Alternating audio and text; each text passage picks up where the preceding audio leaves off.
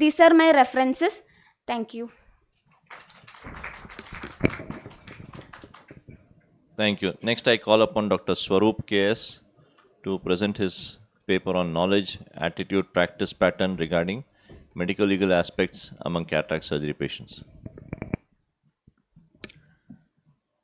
Good afternoon all. The topic for my paper is knowledge, attitude and practice pattern regarding medico-legal aspects among cataract surgery patients. These are my contents.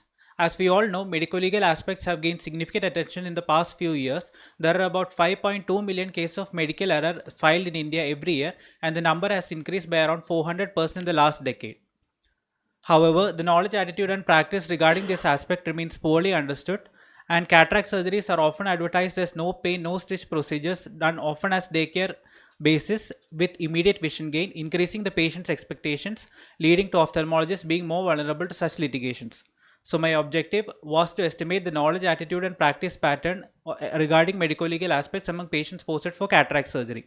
So it was a hospital-based descriptive study conducted among 52 patients posted for cataract surgery after obtaining their informed written consent. Patient demographics and past history of surgery was collected, and the questionnaire had 3 parts, namely knowledge, attitude and practice with 5 questions each. Knowledge was based on the prior knowledge the patient had regarding the importance and need for consent and other medical legal aspects. Attitude was regarding the attitude towards the need for knowing about the treatment and its complications, and other aspects like patient's responsibilities, rights and responsible behavior. Practice was based on what the patient had done regarding consent, patient's rights and responsibilities following his or her admission. Responses were recorded and scores were given, and based on the total score, the patients were classified as having good, average and poor knowledge, attitude and practice. Statistical analysis was conducted using the SPSS version 24, and p-value less than 0.05 was considered as statistically significant. The results showed that the mean age among 52 patients was 66.9 plus or minus 9.4 years, and majority of them, that is 65%, were females. 83% belonged to below poverty level and 52% had past history of surgery. Coming to education levels, we can see that 60% had completed their primary education and 8% were illiterates. Now, as you can see in the graph, 21% of the patients showed a good knowledge level, average knowledge level was seen in 48%, and poor knowledge level was seen in 31%. 92.3% of our patients knew that informed consent was not merely a formality and is of legal importance, while none of our patients was sure that they had the right to withdraw their consent if required after signing it. Statistically significant relationships were found between knowledge level and education as well as knowledge level and age. Attitude results were promising, as 81% showed a good attitude, while only 19% showed average attitude.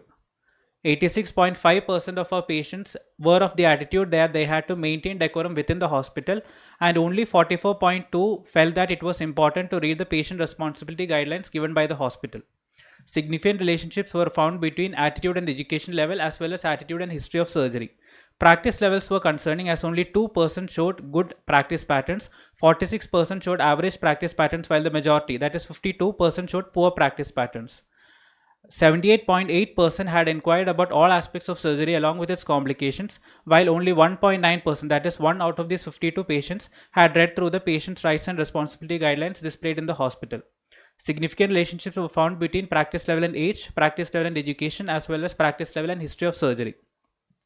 As you can see in the scatter plot, there was a moderate positive correlation between knowledge and attitude scores, a strong positive correlation between knowledge and practice scores, as well as a strong positive correlation between attitude and practice scores, all 3 of which were statistically significant. So in my study, it was found that knowledge was good in 21%, average in 48% and poor in 31.2%, similar to the results obtained by Garima Kachava et al.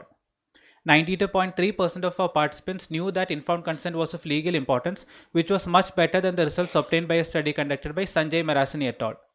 It was concerning to note that 53.8% believed that they could not withdraw their consent after signing it, similar to the results obtained by Rajesh Dr et al. This study also showed a positive association between level of education and knowledge, as was seen in our study. Despite the average levels of knowledge, 80.8% showed a good attitude, which was better than the results obtained by Felix Embanera et al. This study also showed a moderate positive correlation between knowledge and attitude, similar to the results obtained by our study. Despite average knowledge and good attitude in majority of our patients, only 1.9% showed good practice patterns. This might be the reason for the increased number of violence and unnecessary allegations against doctors, as was highlighted by the 2015 survey by the Indian Medical Association, showing that 75% of doctors have faced some form of violence throughout their career at work. So my suggestions include using visual aids, informative videos, simplified language and repeated explanations as suggested by the work of Abrar Karan et al. And Anita and Shukla et al.